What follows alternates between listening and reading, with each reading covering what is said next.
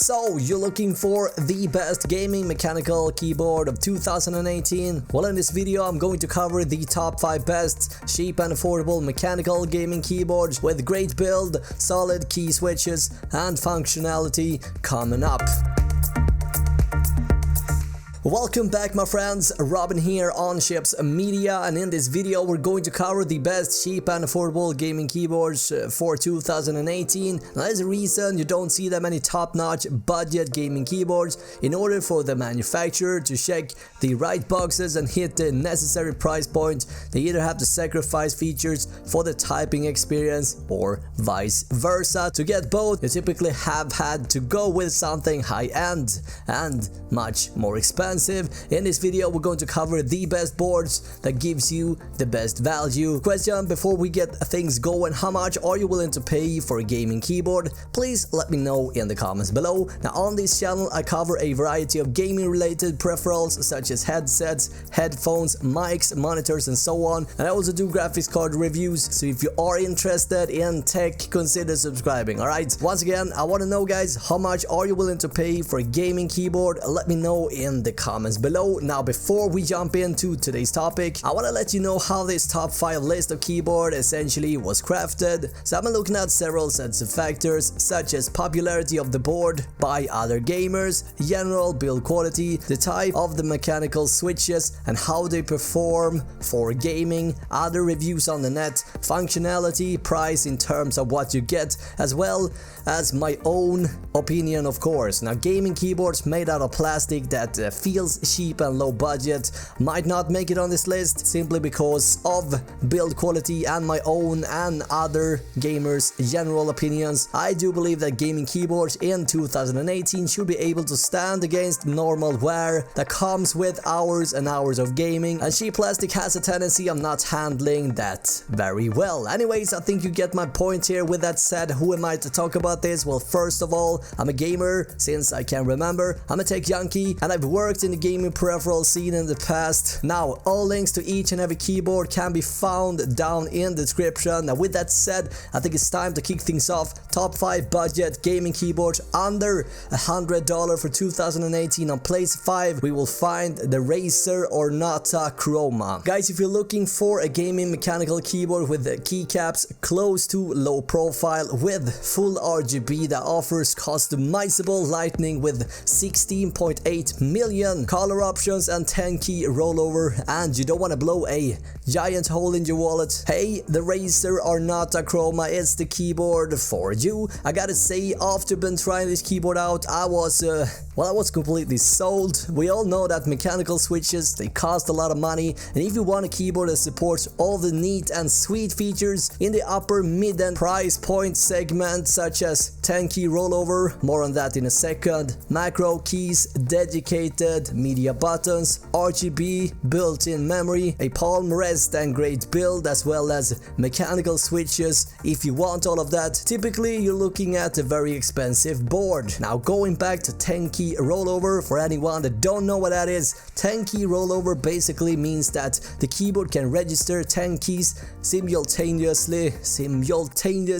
God, what a word to pronounce. Hardcore gamers might tell you that full N key rollover is crucial. Full N key rollover on the other hand can register all keys at once in theory, though this isn't always true in practice. For most of us, even casual gamers, chances are you won't need more than the usual 6 key rollover, and this has sort of become a bit of a marketing gimmick nowadays. Anyways, Razer has sort of found a magic formula designed from the ground up by themselves. Instead of going with the traditional MX mechanical switches, they went with something they like to call a mecha membrane, a technology based on the traditional soft cushioned touch of a membrane rubber dome, but with the crisp tactile click of a mechanical switch. At first, I was a little bit skeptical, I gotta say guys. I mean, on paper it sounded kind of cheap, but I was wrong. The lowered keycaps makes each stroke faster and more rapid. Together with that tactile click makes this keyboard so satisfying to type on, and yeah, game on. The ergonomic wrist rest for extended gaming comfort is perfect.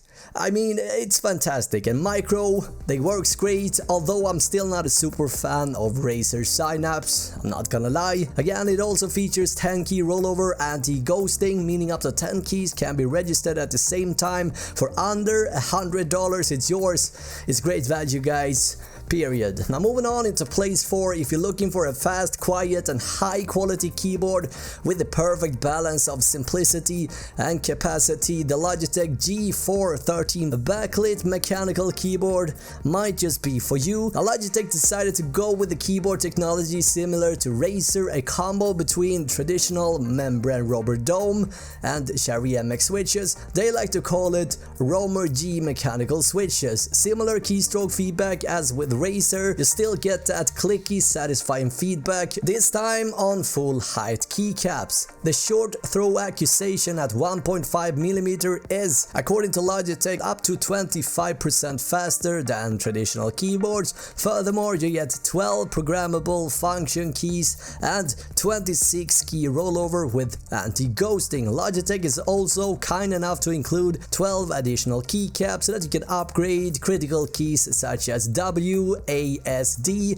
1, 2, 3, 4 and 5 with keycaps with better gripping. The G413 also features a USB pass-through so that you can connect any USB peripherals, and it also rocks a solid aircraft grade aluminum alloy top case. Now something that really caught my attention was the brushed aluminum magnesium alloy top, and man, I gotta say, it really puts the tone on this keyboard. It also makes it a lot easier to keep it clean as well. Now is there anything to complain about? Well, it would have been nice with full RGB lighting, of course. Also the palm rest would have been nice, but at this price you get a premium like keyboard for under $100. What are you waiting for? Moving on into place 3, HyperX Alloy FPS is a sleek keyboard that rocks MX red switches. Now red switches has no tactile click or bump, and it's a fantastic switch if you're looking for something that works great for gaming and writing and perhaps even coding. But the keyboard also comes in MX blue and brown as well. If you haven't tried all the different switches out there, I highly suggest you guys to simply go visit the store that sells board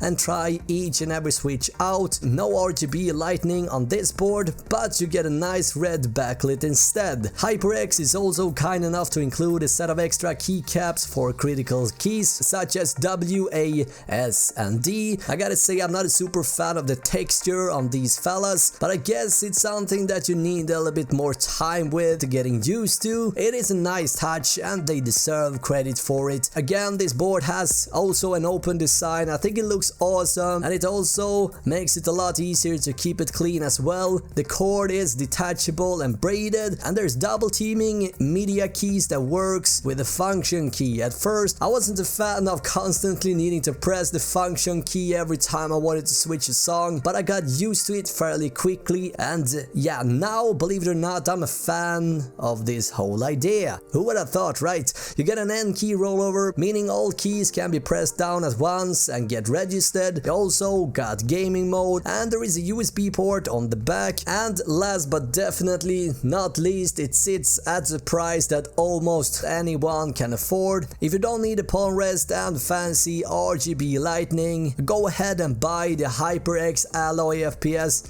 It is a fantastic board. That's all I can say. We're moving on into place 2. We do find Corsair's K68, which is a full-size keyboard. Again, we're looking at MX red switches and a palm rest and dedicated media keys. We also got a satisfying red backlighting that can be customizable in a ton of ways to make it look really cool and awesome, if you ask me. Anything else? Yeah, actually we got water and dust resistance, and Corsair have achieved this by putting a silicone barrier around each keycap. If you happen to spill some raspberry soda, there are channels located on the back of the keyboard where the liquid can come out. It's very clever. We also got game mode, and unlike many glossy keycaps that we see nowadays, Corsair went with a smooth design, which I like, except for the spacebar, which is textured for some reason. My guess is that Corsair thinks a lot of people slip